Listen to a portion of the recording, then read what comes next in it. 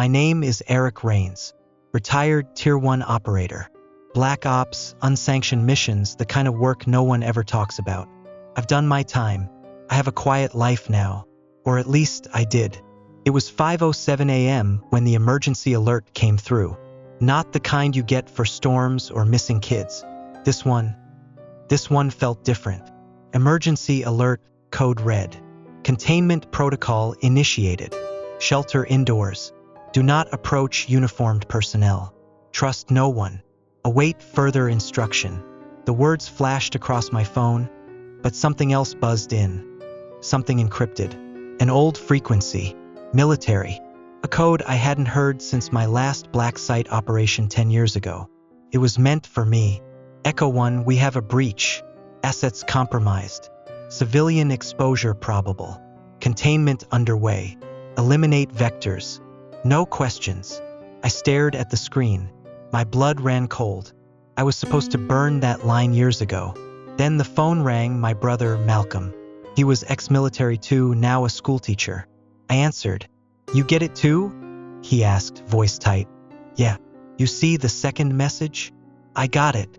The real one. He was silent for a beat. They're calling us back in. I'm not going back. You think this is a drill? I think it's a cover-up.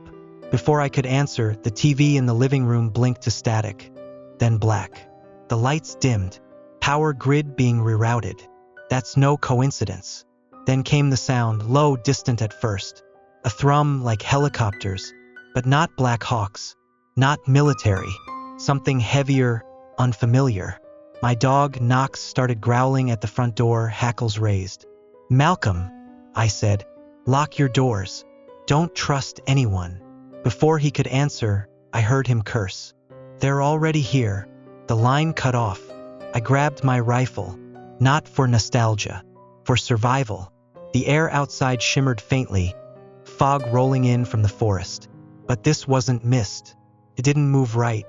It was crawling. I got into my truck and drove. I knew where I had to go, Malcolm's house. And as I passed the first checkpoint on Highway 8, I saw them. Figures in red hazmat suits, walking through the street like ghosts. Silent. Watching. Not CDC. Not military. And not human. Malcolm lived 12 miles out in a wooded patch where you'd expect deer. Not death squads. It should have taken me 20 minutes. Took 5. I ran 2 roadblocks, no hesitation. The suits didn't even react. They just turned their heads slowly to watch me pass. Like I was being measured, not chased. When I reached his cabin, his front door was ajar. Splinters clawed at the frame. The lock wasn't picked, it was ripped apart. I cleared the living room. No movement. No Malcolm. Blood on the couch. A smear along the floor like someone had been dragged.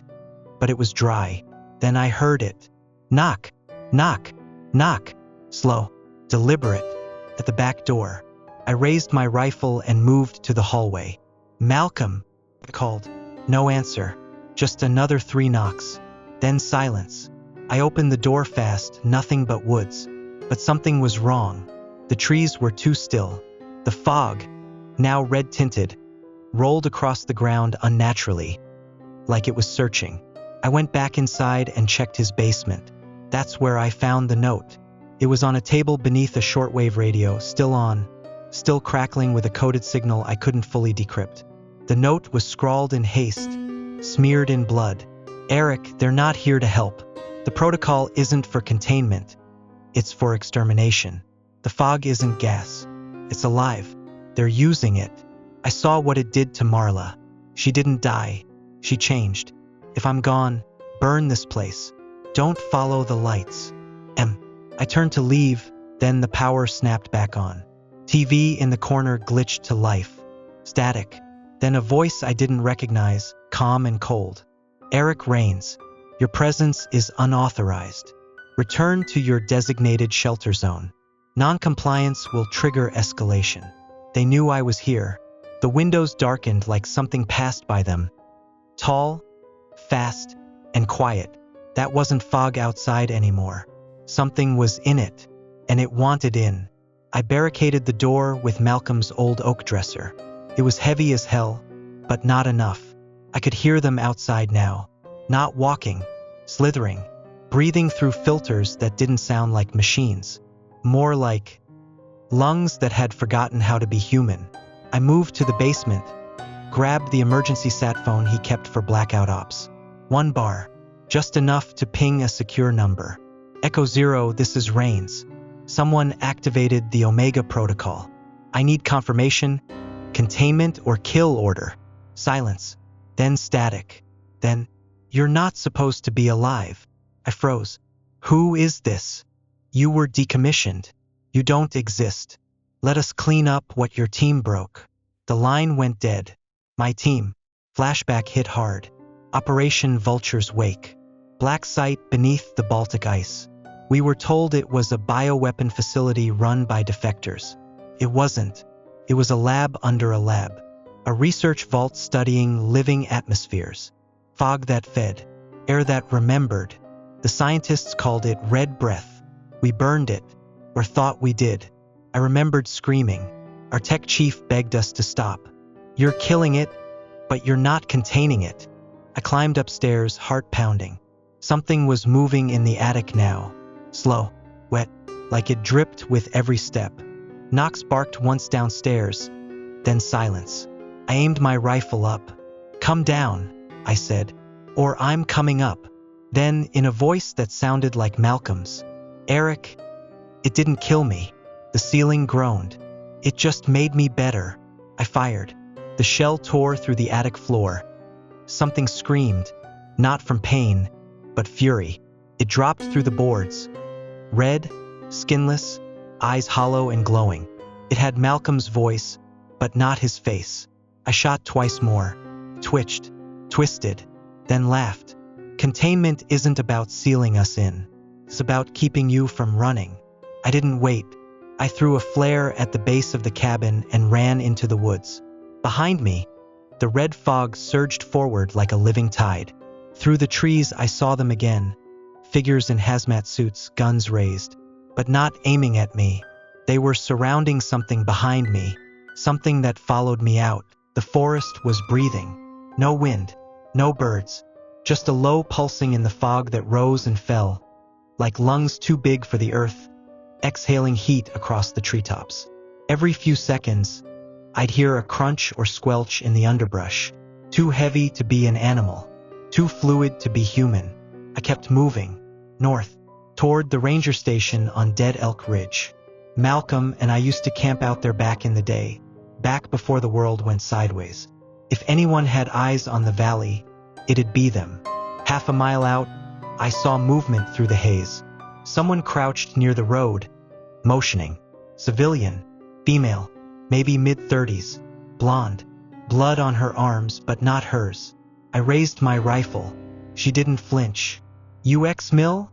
She asked, eyes scanning the treeline. Something like that. Who the hell are you? Anna, former CDC. I didn't sign up for this. She handed me a sealed flash drive. The truth is on there. Project Coalesce. They weren't trying to contain anything. They were trying to merge it. I opened my mouth to speak, then froze. Her breath came out red. You're infected.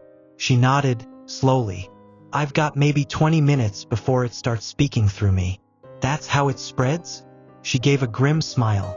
Not how, but it wants minds, memory, identity. It doesn't just kill. It wears people. Suddenly, her eyes rolled back. She dropped to her knees, shaking. I grabbed her shoulders. Anna, stay with me, she whispered.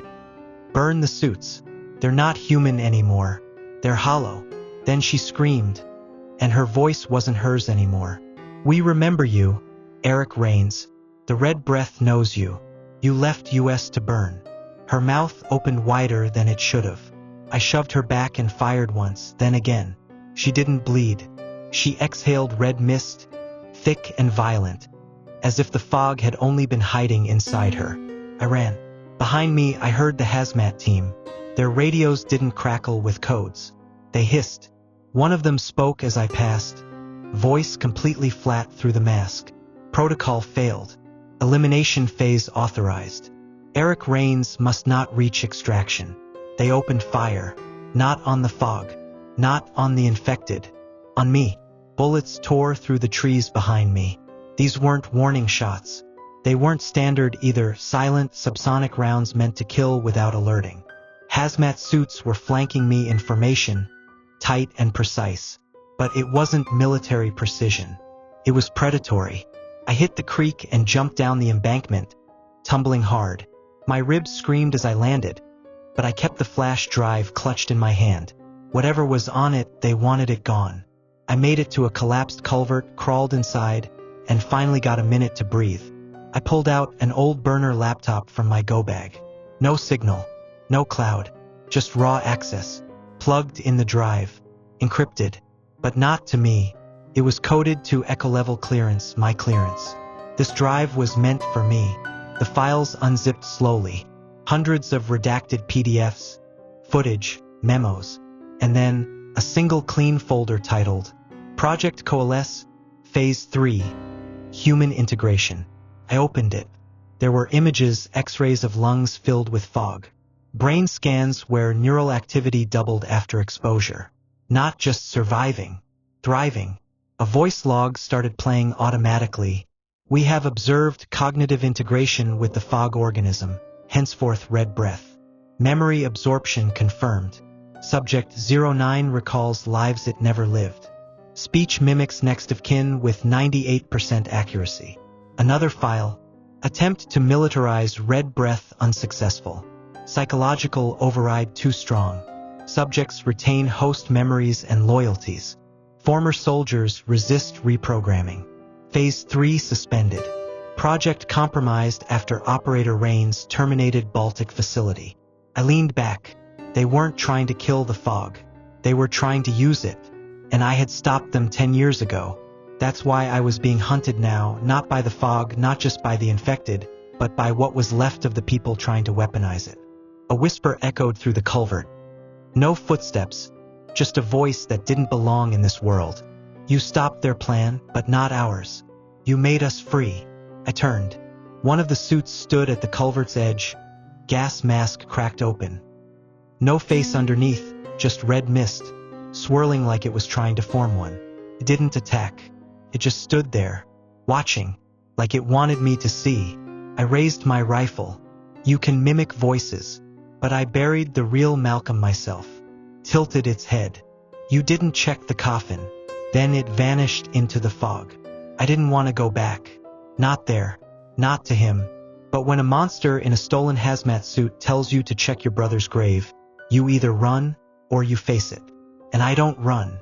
I reached Maple Hollow Cemetery just after 2 a.m. The place was silent. Not peaceful, just watching. The fog didn't roll over the graves. It pooled in them, like it was waiting for something to rise. Malcolm's grave was in the older section, under a half-dead oak we used to climb as kids.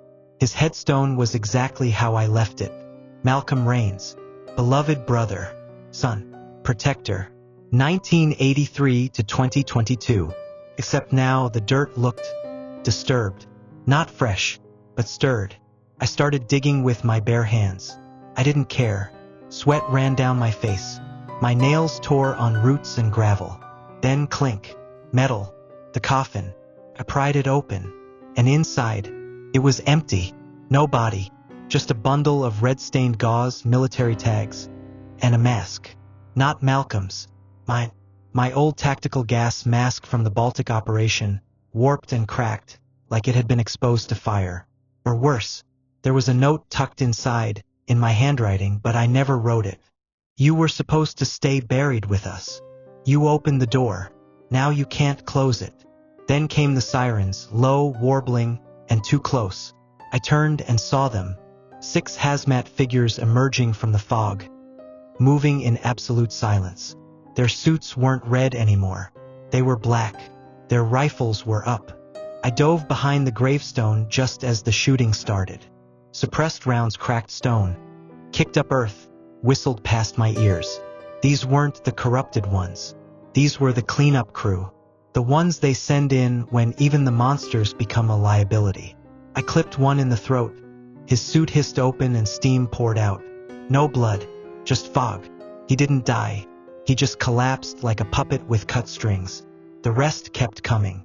I bolted through the trees, the flash drive still in my vest, the truth burning in my head like napalm. They buried Malcolm to silence me. But Malcolm never died. He changed. And somewhere he was waiting for me. The last scientist linked to Project Coalesce was a woman named Dr. Evelyn Kessler, neurobiologist. Disappeared 6 years ago after testifying before a classified review board that the fog was sentient, viral, and emotionally reactive. Her words were ignored, then redacted. But I found her. A last known ping came from a bunker near the southern ridge, buried beneath a decommissioned mining facility. Private entrance. No government registry. The kind of place built to keep things in or keep people out. I hiked there before dawn. The fog never lifted, even in daylight. The sun was just a pale smear in the sky now. When I reached the steel hatch, it was open. Not broken into, opened from the inside. I descended the narrow stairwell, boots echoing off metal. The deeper I went, the warmer the air got, like something below was exhaling heat through concrete. At the bottom, flickering lights, scattered papers, a wall of monitors. Most were dead. One still worked. A single camera feed. A room with a chair. And in it, Dr. Evelyn Kessler. Eyes closed. Unmoving. Tubes running from her skull into a glowing red canister pulsing like a heart. I moved closer. She spoke without opening her eyes. I told them it would learn. I told them it would remember. Dr. Kessler? I whispered. What's left of her, yes. She opened her eyes, and I stepped back. They weren't human anymore. They were fog. Red and swirling. Like the mist behind her eyes had replaced the soul. You were the last connection. The last one it couldn't absorb. You burned it. And now it's obsessed. I gritted my teeth. Then tell me how to kill it. She or it tilted its head. You can't kill the fog. You can only kill the idea of it. The memory. The red in her eyes pulsed. But if you carry it, it wins. That's why the suits hunt you. That's why the fog whispers your name. I took a step back. What do you mean carry it? She smiled slow, cracked. Because Eric Rains. The first time you burned it, you didn't walk away clean. And then she screamed. The monitors exploded. The lights died. The fog in the room surged out like a living scream, pushing me backward, howling with voices of people long dead, all saying the same thing. You brought us back. I ran. I made it out of the hatch and sealed it behind me, but I could still feel it. Inside me, like memory, like breath. I've been walking for hours, maybe days. Time slips in the fog. Sometimes I see shapes ahead of me. Suits, shadows, people I thought were dead. Sometimes I hear their voices. Malcolm, Kessler, my own. Each step feels heavier. Not from exhaustion, but because I'm remembering. Too much. More than I lived. They weren't lying. The fog remembers. It doesn't just invade the body. It clings to the soul, feeds on memory, and builds itself from the thoughts you never say out loud. I don't know how long I've had it in me. Maybe since the Baltic. Maybe since the first time I breathed it in. I reached the edge of a crater near Site 09. Ground Zero. The place where they first cracked open the ice. I shouldn't have come back. But this is where it ends. Or where it began. The suits are waiting for me. 8 of them. All black now. They don't speak. They just stand in a wide circle around the crater. No weapons. Just masks. Watching. I step forward. The ground pulses beneath me. Fog leaking from cracks like steam from a dying engine. I hold up the flash drive. The last bit of evidence. I could upload it. Expose everything. But I know now. No one's left to listen. You are not the cure, says a voice from inside me. You are the host. My hands shake. I see Malcolm standing at the edge of the crater. But it's not him. His smile is too wide. His eyes too calm. Let go, Eric, he says. Stop pretending you're still separate from us. And I finally understand. The fog didn't follow me out. It needed me to lead it back in. All those years ago, I torched the vault. Killed the researchers. Thought I'd save the world. But I didn't destroy the fog. I bound it to myself. The first real host. The carrier. The human key. Everything since then. Malcolm's disappearance, Kessler's message, the red suit soldiers. They were trying to either wake me up or put me down. Too late now. The suits kneel in unison. The fog rises, reaching toward me like arms from the earth. The wind goes silent. I step into the crater. And I don't fight anymore. Final transmission. Emergency alert. Final code. Containment protocol failed. Host assimilated. New signal detected. Human/fog merge stable. Prepare for global dispersal.